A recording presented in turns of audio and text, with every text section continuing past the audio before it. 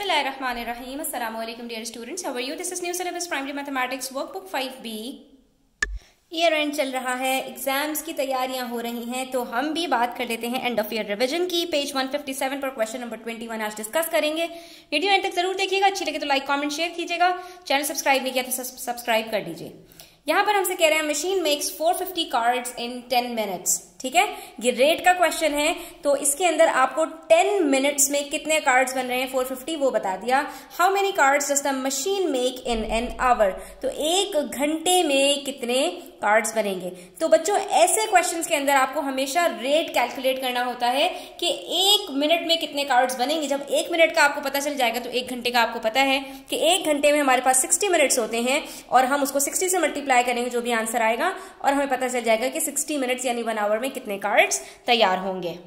तो बच्चों सिंपल है ना ये क्वेश्चन आपके लिए कि रेट आप कैसे निकालेंगे, नंबर ऑफ कार्ड्स पर मिनट्स। ठीक है, कितने मिनट्स के अंदर कितने कार्ड्स बन रहे हैं, तो हमने यहाँ पर देख लिया 450 को डिवाइड किया 10 से, पता चल गया 0 से 0 कट हुआ कि एक मिनट के अंदर 45 कार्ड्स बन रहे हैं, तभी 10 मिनट्स में 450 कार्ड्स बन रहे हैं। ठीक है, जब हमें ये पता चल गया कि एक मिनट में 45 कार्ड्स बन रहे हैं तो 60 मिनट्स में यानी एक घंटे में 45 इंटू 60 कार्ड्स बन रहे होंगे। हमने 60 को स्प्लिट कर दिया 6 इंटू 10 से, 45 से पहले 6 को मल्टीप्लाई किया, आंसर आया 270, और फिर जब 10 से मल्टीप्लाई किया डेसिमल एक डिजिट आगे गया और ये बन गया 2700, यानी कि एक घंटे में 2700 कार्ड्स तैयार हो जाएंगे।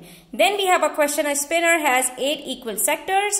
What is the probability of the spinner landing on the number 2? ठीक है, एक हमारे पास जो है स्पिनर है जिसके अंदर कितने सेक्टर्स हैं, 8 सेक्टर्स हैं, आप देख सकते हो। अब हमसे पूछ रहे हैं what is the probability of the spinner landing on the number 2। अब यहां पर हम देखेंगे कि टोटल 8 में से 2 कितने दफा आया है, 1 2 3 4। यहां पर आप देख सकते हैं कि हमारे पास जो 2 की प्रोबेबिलिटी है वो 4 आउट ऑफ 8 है, दैट इज हाफ। और जब भी किसी चीज की प्रोबेबिलिटी हाफ वे होती है तो हम उसको क्या कहते हैं कि उसकी प्रोबेबिलिटी हमारे पास कितनी है, 50-50 चांस है। तो बस हम यहाँ पर इसको सिंप्लीफाई कर देंगे। आप देख सकते हो 4 1 4 4 2 8, तो हमारे पास इसकी प्रोबेबिलिटी क्या आ जाएगी बच्चों, हाफ। ठीक है, यानी कि जितनी दफा भी स्पिनर को यहाँ पर स्पिन किया जाएगा तो हर 2 में से एक दफा चांस है कि आपके पास नंबर 2 आ जाए। अब नेक्स्ट क्वेश्चन हमारे पास पेज 158 पर है, क्वेश्चन नंबर 23। यहाँ पर एक ग्रिड दी हुई है, आपको देख सकते हो यहाँ पर बॉक्सेस में। Draw a right angle triangle जो आइसोसेलेस हो, यानी एक ट्राइंगल ड्रॉ करना है जिसकी 2 प्रॉपर्टीज होनी चाहिए बच्चों। पहली प्रॉपर्टी आपको ये बताई है कि आइसोसेलेस हो, यानी कि उसके 2 साइड्स इक्वल हों, और तीसरी आपको ये भी बताई है कि वो होना भी राइट एंगल्ड ट्राइंगल चाहिए, यानी उसमें कम से कम एक एंगल आपका 90 डिग्री का बनना चाहिए और वो एल शेप में हो, चाहे ऐसा हो जाए चाहे ऐसा हो जाए। ठीक है, तो आपके पास ट्राइंगल कुछ इसी तरह का बनना चाहिए। अब यहां पर आपसे कह रहे हैं कि आपके पास कौन सा एंगल 90 डिग्री का बनेगा, तो आपको ये भी बता दिया बच्चों कि ये जो आपकी साइड BAC होगी ना, यानी BAC जो आपका एंगल होगा, B से लेकर A और A से लेकर C तक, यहां पर जो एंगल बनेगा वो 90 डिग्री का होना चाहिए। इसका मतलब है A से हमें स्ट्रेट लाइन लेकर जानी होगी, और जब हम स्ट्रेट लाइन लेके जाएंगे यहां पर हम देख सकते हैं कितने यूनिट्स कवर हुए हैं बच्चों, 1 2 3 4 5 6। तो हम यहां पर भी जो लाइन बनाएंगे उसके अंदर भी हम 6 तक जाएंगे बच्चों। अब यहां पर तो हमें इन्होंने दिया हुआ ही बच्चों कितने हैं, 1 2 3 4 5। तो हमें क्या करना पड़ेगा, हम थोड़ा सा ऊपर तक लेके जाएंगे कि एक यूनिट हम और बना सकें। ठीक है, तो हम ये बना लेंगे ऐसे, और उसके बाद फिर हम इन दोनों को ज्वाइन कर देंगे, तो हमारे पास ये जो ट्राइंगल बनेगा ये आइसोसेलेस ट्राइंगल होगा। ठीक है बच्चों, यहाँ पर आपको परेशान होने की जरूरत नहीं है कि भाई हम ग्रिड से बाहर चले गए, तो हम उतना ही बाहर गए हैं जितना एक यूनिट की हमारे पास लेंथ है। और ऐसा करने से बच्चों हमारे पास ये जो साइड है AB और ये साइड जो AC है हमारे पास, ये दोनों बिल्कुल बराबर हो गई। तो ये आइसोसेलेस ट्राइंगल की जो इन्होंने बात की थी वो भी रिक्वायरमेंट पूरी हो गई, और दूसरा इन्होंने कहा था कि ये जो BAC हमारे पास एंगल है ये 90 डिग्री होना चाहिए, तो ये वाली रिक्वायरमेंट भी यहाँ पर हमारी पूरी हो गई है। उसके बाद है हमारे पास question number 24 which says 1/5 of the container below is filled with water. ये हमारे पास एक कंटेनर है जिसका 1/5, हमें यहाँ पर एक फ्रैक्शन बताया गया है जो पानी से भरा हुआ है। How much more water is required to fill the container completely, give your answer in litres. अब आपसे ये कह रहे हैं कि भाई इसके अंदर और कितना पानी चाहिए होगा हमें कि ये कंटेनर पूरा भर जाए। तो बच्चों इसके लिए हम क्या करेंगे कि हम इस कंटेनर का वॉल्यूम निकालेंगे, जिसके अंदर हम 1/5 को सब्ट्रैक्ट कर देंगे उसका, तो जो 4/5 एक्चुअल क्वांटिटी बनेगी वो हमें पता चल जाएगा कि हमारे पास पानी की कितनी ज्यादा जरूरत है इसको भरने के लिए। अब इस क्वेश्चन को आपने स्टेप बाय स्टेप बड़े गौर से समझना है बच्चों, ठीक है।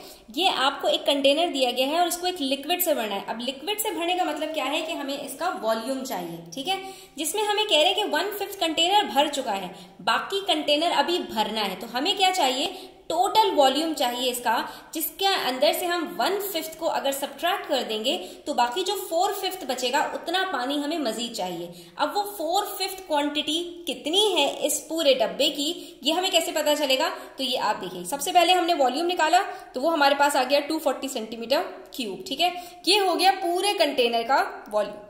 अब इसके अंदर हमें बताया कि कंटेनर के यूनिट्स कितने दिए हैं आपको, टोटल 5 दिए हैं, जिसमें से 1 यूनिट ऑलरेडी फिल्ड है विद वाटर, तो हमने 1 यूनिट को सब्ट्रैक्ट कर दिया। बाकी हमारे पास जो पानी हमें भरना है मजीद, वो कितने बच गए उसके यूनिट्स, वो हमारे पास बच गए हैं 4। 5 - 1 4 होते हैं। इसका मतलब है 4/5 ऑफ द कंटेनर हमें भरना है। और किसका भरना है 4/5, इसका भरना है 240 सेंटीमीटर क्यूब का। तो हमने यहाँ पर यही किया कि 4/5 को मल्टीप्लाई कर दिया 240 से। यहाँ पर बच्चों हमने 5 को डिवाइड किया 240 से, तो हमारे पास आंसर आ गया 48। और उसके बाद फिर 48 को मल्टीप्लाई किया हमने 4 से, तो आंसर आ रहा है हमारे पास 192 सेंटीमीटर क्यूब। अब हमसे इन्होंने क्या कहा था, हमसे कहा था give your answer in litres. तो अब हम जाएंगे कि हमें ये बात मालूम है कि 1 सेंटीमीटर क्यूब बराबर होता है 1 ml के। तो हमने कहा चलो भाई 1 ml बराबर हो गया यहाँ पर 1 सेंटीमीटर क्यूब के, तो इसका मतलब है कि ये जो क्वांटिटी है ये बराबर हो गई 192 मिलीलीटर के। और ये भी हमें पता है कि 1 मिलीलीटर के अंदर हमारे पास कितने लीटर्स होते हैं, 1/1000। क्यों, क्योंकि 1 लीटर बराबर होता है 1000 ml के, तो 1 मिलीलीटर उसका उल्टा हो गया, यानी वहां पर आप डिवाइड कर दो 1000 से।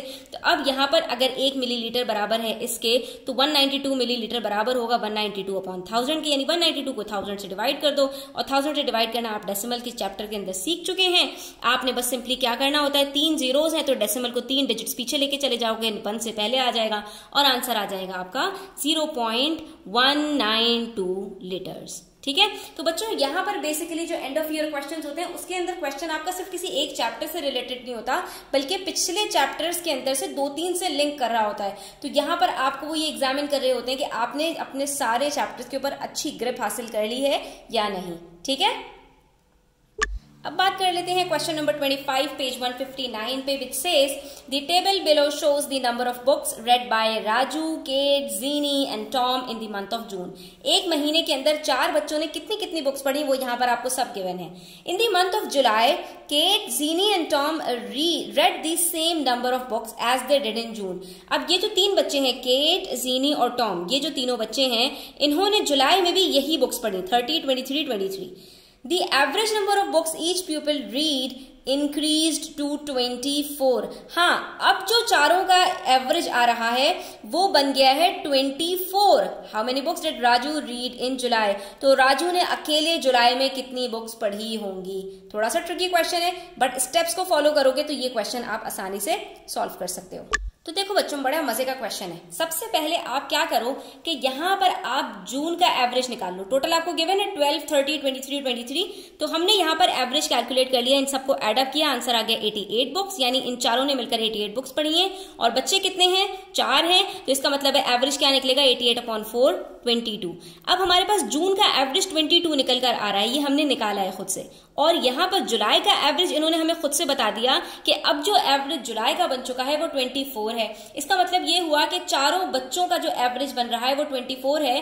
तो टोटल बुक्स कितनी पढ़ी होंगी इन्होंने, 24 × 4, यानी कि 96 बुक्स पढ़ी होंगी, जिसमें से बाकी तीनों बच्चों ने उतनी बुक्स पढ़ी जितनी उन्होंने जून में पढ़ी थी, यानी 30, 23, 23। अब राजू ने कितनी बुक्स पढ़ी है वो चेंज हो गया है डिजिट, ठीक है, वो 12 से कितना हो गया ये हमें पता चल जाएगा कि अगर हम टोटल बुक्स में से इन तीनों की जो बुक्स हैं उनको सब्ट्रैक्ट कर दें। तो हमने क्या किया कि 30, 23, 23 को सब्ट्रैक्ट कर दिया 96 में से, हमारे पास आंसर आ गया 76। इन तीनों का जो सम था वो 76 था। जब 96 में से 76 को सब्ट्रैक्ट किया तो इसका मतलब है कि बाकी जो बुक्स बच रही हैं वो सारी किसने पढ़ी होंगी, राजू ने जून में सबसे कम बुक्स पढ़ी थी और फिर उसने रिकॉर्ड तोड़ा और उसके बाद उसने अपना रिकॉर्ड बढ़ाकर 20 बुक्स कर दिया, इसका मतलब ये हुआ कि इन चारों का जो एवरेज था वो अब बढ़ गया 88 से 96 हो गया। ठीक है, तो यहां पर राजू ने कितनी बुक्स पढ़ी है बच्चों?